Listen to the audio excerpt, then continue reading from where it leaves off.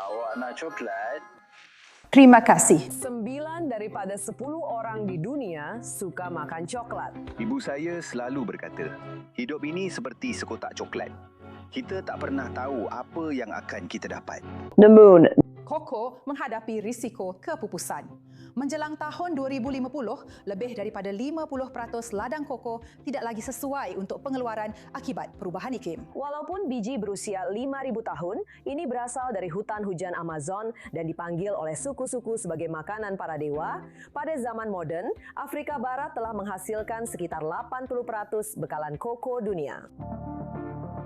Hutan hujan semakin kering pada kadar yang membimbangkan dan perjalanan penghantaran serta pemprosesan yang panjang serta menjejaskan kesegaran meninggalkan rasa pahit kepada pengguna. Masalah dengan cara ia ditanam hari ini ialah banyak kebaikan itu telah dicairkan dalam proses pemprosesan koko.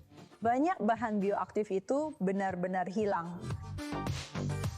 Syarikat permulaan inovatif dari Israel, Kokomoto, sedang cuba untuk menjana semula biji koko sambil menggoda deria rasa kita.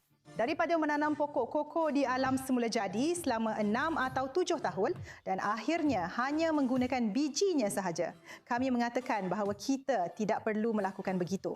Kita boleh melakukan pengeluaran secara tempatan. Anda boleh meletakkan loji Kokomoto di mana-mana sahaja di dunia di luar kawasan Khatulistiwa, sangat dekat dengan kilang-kilang yang sudah pun menghasilkan.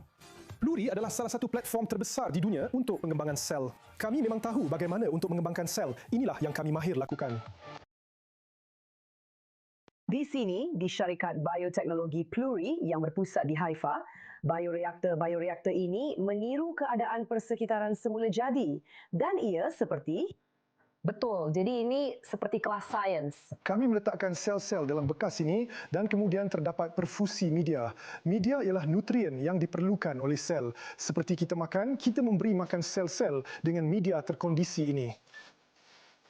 Begitu juga dengan kopi. Coffee Shy ialah satu lagi syarikat permulaan di mana teknologi pengembangan sel yang dipatenkan ini juga meneruskan proses apabila alam semula jadi tidak mampu lagi.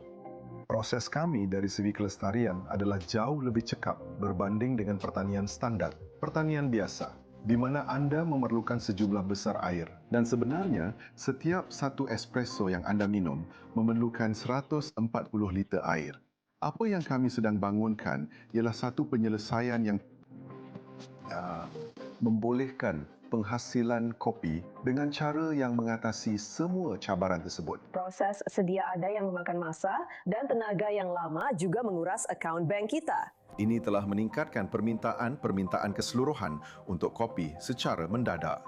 Dan di pihak pembekalan, kita menghadapi masalah yang semakin teruk. Jadi permintaan meningkat, bekalan menurun. Kopi adalah komoditi yang didagangkan di pasaran saham. Sebenarnya, sepanjang 5 tahun lepas, anda dapat lihat peningkatan harga yang sangat besar serta turun naik harga yang tinggi. Sekarang, cawan kita boleh sentiasa terisi penuh setiap 3 minggu. Daripada satu sistem, setiap tahun kita akan dapat menghasilkan jumlah kopi yang setara dengan lebih 500,000 pokok kopi. Ini adalah produk kami. Ini adalah kopi berasaskan sel. Kopi berasaskan sel yang telah dikeringkan. Apa yang anda lihat di sini, ia berbentuk serbuk. Kopi Coffee Shy yang dipanggang dan diseduh adalah pilihan pencinta kopi. Dan buktinya ada dalam secawan kopi padi kami. Ya, baunya berbeza. Ya. Baunya lebih manis. Betul. Hidung saya berfungsi. Selain itu, ia membantu mengurangkan jejak karbon di planet kita. Salah satu soalan yang sering ditanya kepada kami ialah, adakah anda akan pergi? Adakah teknologi anda akan menggantikan ladang kopi konvensional, petani dan pertanian yang sedia ada? Dan jawapannya adalah sama sekali tidak.